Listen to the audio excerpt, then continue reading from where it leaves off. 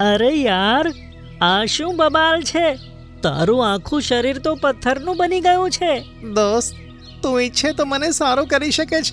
Please મને સારો કરી દો. ગ્રીનલેન્ડ જંગલમાં બધા જાનવરો ખૂબ જ પ્રેમથી ખુશી ખુશી રહેતા હતા. ચિંકી સસલીએ એક સસલાના બચ્ચાને જન્મ આપ્યો અને તેનું નામ રાખ્યું મિંકુ. મિંકુ જેમ જેમ મોટો થતો ગયો તેમ તેમ તેનું તોફાન અને ક્રૂરતા વધતી ગઈ. એક દિવસ તળાવને કિનારે બે ખિસકોલીઓ ગાજર ખાતી હતી. ગાજર ખાતા જોઈને મિંકુના મોઢામાં પણ પાણી આવી ગયું. હે, તમે બંને ખુલ્લામાં આ રીતે ગાજર કેમ ખાઓ છો? ખબર નથી કે આ સસલાનું ફેવરેટ ખાવાનું છે? તો અમે ક્યાં ના પાડી છે? જા, તું પણ તારા માટે ગાજર શોધી લાવ. અમારો ટાઈમ કેમ ખરાબ કરે છે? તેને છોડો અને પોતાના માટે બીજું લઈ લો. મારે તે ખાવું છે. તે મોટા અવાજે બોલ્યો, તેથી ખિસકોલીઓ ડરી ગઈ.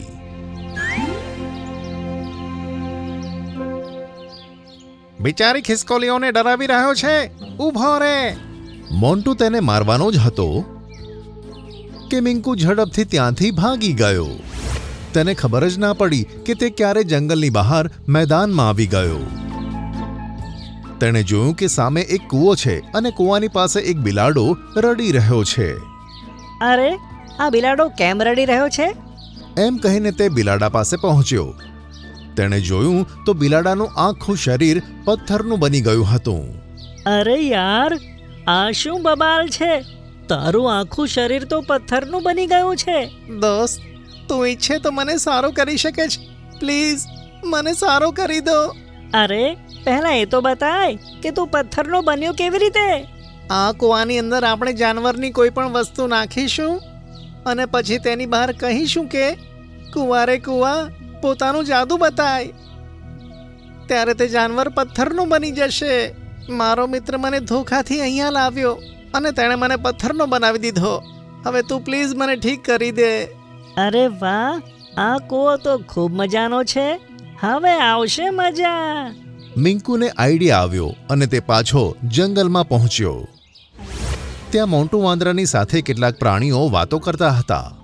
ત્યાં જ અચાનક મિંકુ મોન્ટુ વાંદરા પર ઝપટે છે અને તેના બે વાળ નીકાળી દે છે. આ બદતમીઝ, શું કરી રહ્યો છે? કંઈ નહીં, બસ આમ જ.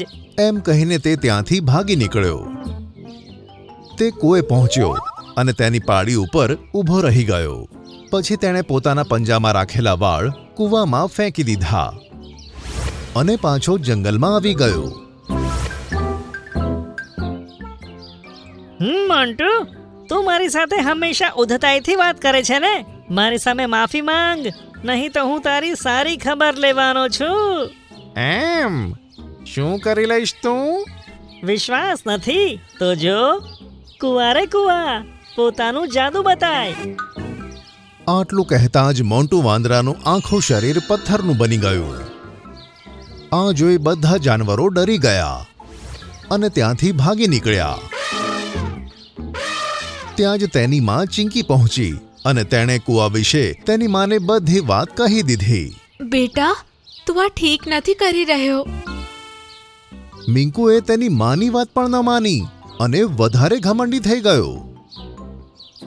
હવે ધીરે ધીરે મિંકુએ રામુ હાથી, કાલુ રીંછ અને ઘણા મોટા મોટા જાનવરોને પથ્થરના બનાવી દીધા અને જંગલમાં તેની બીક ફેલાઈ ગઈ. બધા જ જાનવર હવે તેની બધી વાત માનવા લાગ્યા અને તેને રાજા જેવું માન આપવા લાગ્યા. થોડા દિવસો પછી જ્યારે શેરખાન જંગલમાં પાછો આવ્યો તો તેણે મોટા મોટા જાનવરોને પથ્થરના બનેલા જોયા. આ જોઈને તે હેરાન થઈ ગયો. આ બધું કેવી રીતે થયું? પથ્થર બની ગયેલા જાનવરોએ મિંકુ સસલા વિશે તેમને બધી વાત કરી.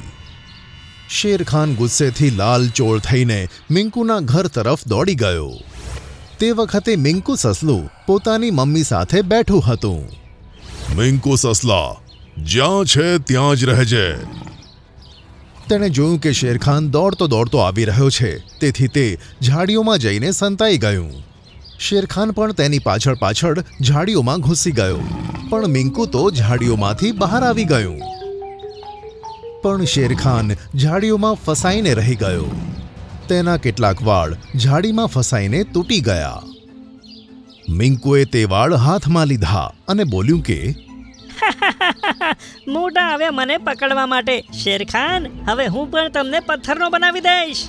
આટલું કહીને તે કૂવા તરફ દોડી ગયો. મમ્મી ચિંકી પણ તેનો પીછો કરવા લાગી.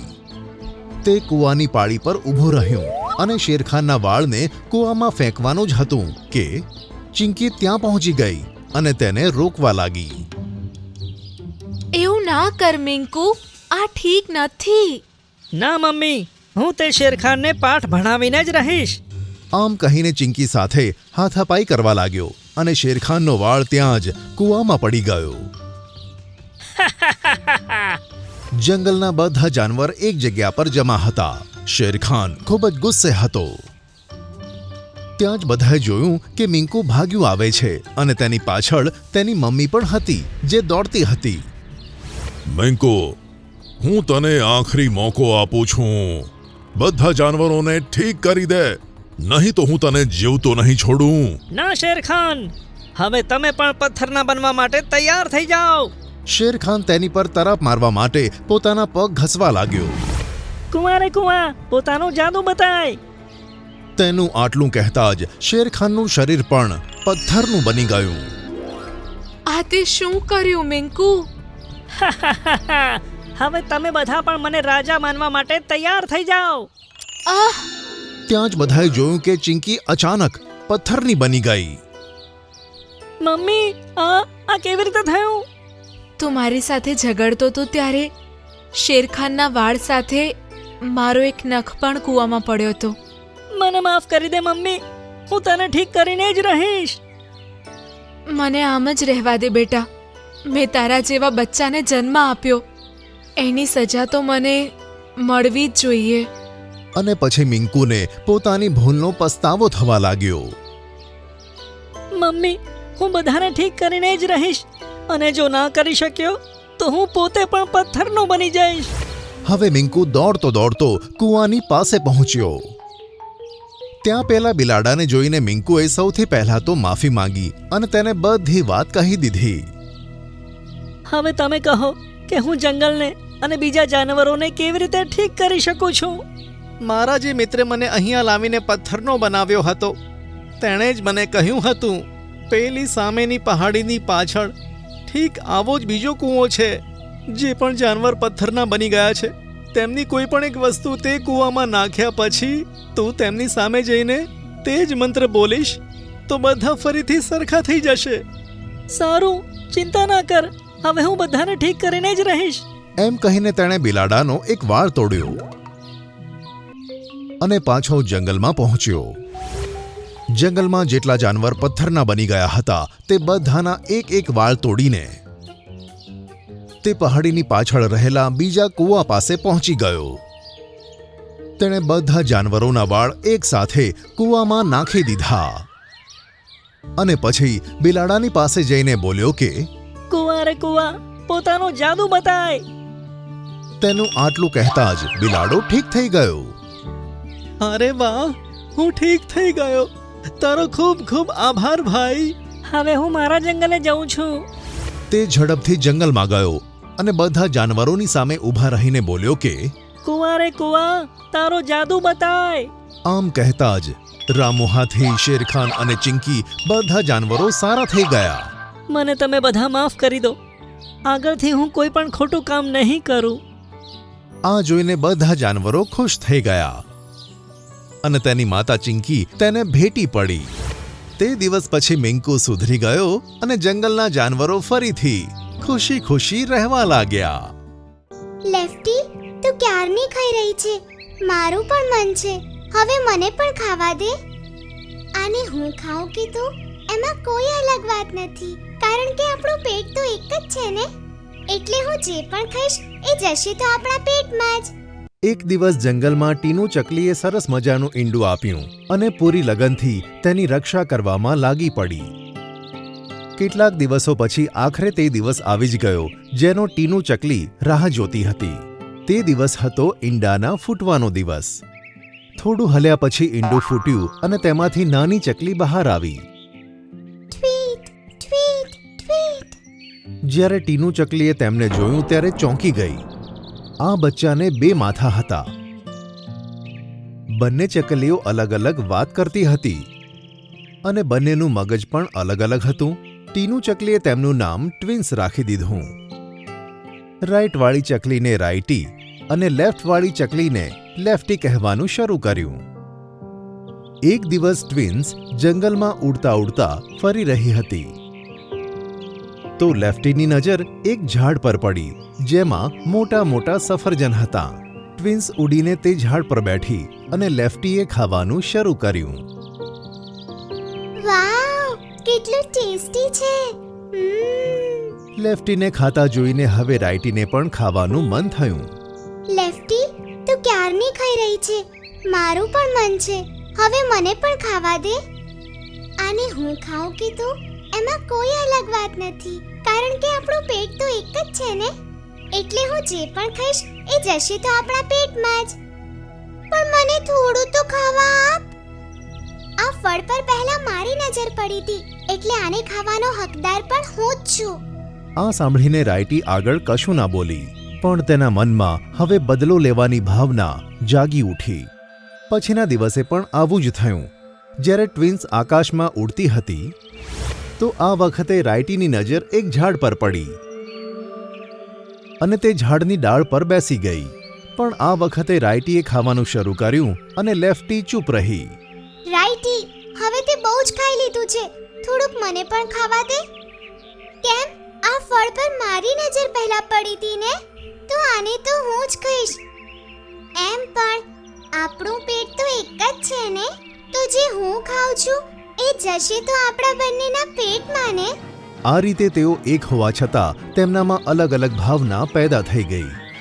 ટીનુ ચકલીને જ્યારે આ વાતની ખબર પડી ત્યારે તેણે એક પ્લાન બનાવ્યો. આગલા દિવસે તેણે ટ્વિન્સને કહ્યું, ટ્વિન્સ, હવે તમે મોટા થઈ ગયા છો. આ ઉંમરના થવા પર બધી ચકલીઓને એક ટેસ્ટી ફ્રૂટ ખાવાનો મોકો મળે છે. હવે ટાઈમ આવી ગયો છે કે તમે પણ એ ફ્રૂટ ખાઓ. અચ્છા મમ્મી, તો તમે અમને એ લાવીને આપો, અમે ખાઈ લઈશું. હા મમ્મી, મને પણ ખાવું છે. પ્લીઝ જણાવો. તું અહીંયાથી નોર્થ તરફ ઉડી જા. એક નાનકડો તળાવ પાર કર્યા પછી તને લેફ્ટ સાઈડ પર એક એવું ઝાડ દેખાશે જેમાં તને વાદળી રંગના ફળ લટકેલા દેખાશે. એ જ ફળ છે જે તમારે ખાવાનું છે. સાંભળીને લેફ્ટી ખુશ થતા બોલી, એ લેફ્ટમાં આવશે, એનો મતલબ પહેલા મારી નજર એની ઉપર પડશે. આ સાંભળીને રાઈટીને ખોટું લાગ્યું, પણ તે કશું જ ના બોલ્યું.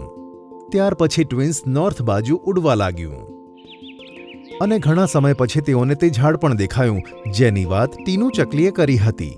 પણ તે લેફ્ટ સાઈડ હોવાના કારણે લેફ્ટીની નજર સૌથી પહેલા તેની ઉપર પડી. તેથી તે તેના ફળને ખાવા લાગ્યું.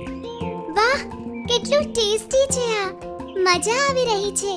આ સાંભળીને રાઈટી કશું જ ના બોલ્યું, કારણ કે તેને ખબર હતી કે તે કહેશે તો પણ લેફ્ટી તેને કશું જ નહીં આપે. લેફ્ટીએ ખૂબ મજાથી ખાધું અને પછી રાઈટી બોલ્યું, બસ કર, હજી કેટલું ખાઈશ? મારું પેટ ભરાઈ ગયું છે હવે. ખબર છે, પણ શું કરું? આ છે જેટલું ટેસ્ટી કે રહેવાતું જ નથી. તે બંને હતા પણ પેટ તો એક જ હતું, તેથી લેફ્ટી પણ વધારે ખાઈ ન શક્યું અને ટ્વિન્સ ફરી પાછા પોતાના માળા તરફ ઉડવા લાગ્યા. ટ્વિન્સ, કેવું લાગ્યું બેટા એ ફળ? ખાઈને મજા આવી ને? હા મમ્મી, બહુ મજા આવી. બહુ ટેસ્ટી હતું.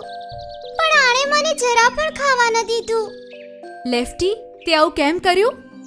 મમ્મી, એ ઝાડ લેફ્ટમાં હતું, એટલે પહેલા મારી નજર એની ઉપર પડી, તો એને ખાવાનો હક તો મારો જ હતો, એટલે ના આપ્યું. ટાઈમ આવવા પર તમને બધું સમજાઈ જશે. થોડી વાર પછી તરત જ લેફ્ટીના ગળામાં દુખવાનું શરૂ થઈ ગયું અને રાત પડતાં જ તેનું ગળું વધારે ખરાબ થઈ ગયું. હવે તો તેને બોલવામાં પણ તકલીફ પડતી હતી. મમ્મી, મારા ગળામાં સવારથી જ દુખાવો છે, જ્યારથી એ ફ્રૂટ ખાધું હતું. લાગે છે તે એ ફળ કંઈક વધારે જ ખાઈ લીધું, એટલે જ તને આ તકલીફ થઈ. તો મમ્મી, હવે જણાવો કે મારું ગળું કઈ રીતે ઠીક થશે? તમારે ફરી એ જ તરફ જવું પડશે. એ વાદળી ફ્રૂટના ઝાડથી થોડી આગળ જવા પર તમને રાઈટ સાઈડ પર એક ઝાડ દેખાશે, જેના પર એવો જ લીલા રંગનું ફ્રૂટ દેખાશે. એને ખાતા જ તારું ગળું ઠીક થઈ જશે. ઠીક છે મમ્મી, હું હમણાં જ એના માટે નીકળું છું. કહીને ટ્વિન્સ ત્યાંથી નીકળ્યું અને ઝાડ પાસે પહોંચી ગયું. પણ તે ઝાડ રાઈટમાં હતું, તેથી રાઈટીની નજર તેની તરફ પડી. અને જ્યારે તેઓ ઝાડ પર બેઠા ત્યારે રાઈટીએ જ ખાવાનું શરૂ કર્યું. રાઈટી, મારું ગળું ખરાબ થઈ રહ્યું છે. આ ફળ મને ખાવા દે. આના પર પહેલા મારી નજર પડી અને આ રાઈટ સાઈડ પર છે, એટલે આને ખાવાનો પહેલો હક મને છે. આટલું કહીને રાઈટીએ તે ફળને ખૂબ મજા લઈને ખાધું અને ફરી પોતાના માળા તરફ પાછા આવી ગયા. ત્યાં જઈને ટીનુએ જોયું તો લેફ્ટીનું ગળું હજુ પણ ઠીક ન હતું. તો લેફ્ટીએ તેને બધું કહી દીધું. સાંભળીને ટીનુ ચકલી હસી, કારણ કે હજુ અસલી પ્લાન બાકી હતો. થોડીવાર પછી ટ્વિન્સના પેટમાં દુખાવો થવા લાગ્યો અને પછી રાઈટીએ ટીનુ ચકલીને કહ્યું, મમ્મી, મારા પેટમાં બહુ દુખે છે. તમે એક હોવા છતાં પણ અલગ મગજોથી અલગ નિર્ણયો લીધા છે અને પોતાના બે ભાગ કરી દીધા. તારા પેટમાં દુખાવો એટલે જ થાય છે કારણ કે તે ગળાને ઠીક કરવાવાળું ફળ વધારે ખાઈ લીધું. હવે તમારે ફરી ત્યાં જવું પડશે અને આ વખતે લેફ્ટ સાઈડ જે ઝાડ આવે એ ફળથી તારું પેટ ઠીક થઈ જશે. પણ લેફ્ટ સાઈડ તો લેફ્ટીની છે અને ગળું ખરાબ હોવાના કારણથી લેફ્ટી એ ફળ નહીં ખાઈ શકે. હવે જણાવો, આ પરેશાનીથી કઈ રીતે છુટકારો મેળવશો? સાંભળીને લેફ્ટી અને રાઈટી બંનેને પોતાની ભૂલ પર પસ્તાવો થયો. પહેલા જે ફ્રૂટ લેફ્ટીને ખાવું છે એ એને ખાઈને એનું ગળું ઠીક કરી લેશે અને એના પછી જે ફળ લેફ્ટ સાઈડ પર આવશે એને હું ખાઈ લઈશ, એટલે મારું પેટ ઠીક થઈ જશે. અને આજથી અમે વચન આપીએ છીએ કે અમે હવે કેરીની જગ્યાએ જે પણ મળશે એને અડધું અડધું ખાઈ લઈશું અને એકબીજાની વાત પણ માનીશું. સાંભળીને ટીનુ ચકલી ખુશ થઈ ગઈ અને પછી ટ્વિન્સ પોતાના બે મોઢા સાથે ત્યાં ઉડી ગઈ. પહેલા રાઈટીએ પોતાની સાઈડ પરથી લેફ્ટીને તે ફ્રૂટ ખવડાયું જેથી તેનું ગળું સાજું થઈ ગયું. પછી આગળ જતા લેફ્ટીએ પોતાની સાઈડ પરથી રાઈટીને તે ફ્રૂટ ખવડાયું જેથી તેનું પેટ સાજું થઈ ગયું. પછી ટ્વિન્સ ખુશી ખુશી પોતાના માળા તરફ આગળ વધ્યા અને આમ લેફ્ટી અને રાઈટી એકબીજા સાથે વાતો કરતા કરતા ફરીથી એક થઈ ગયા.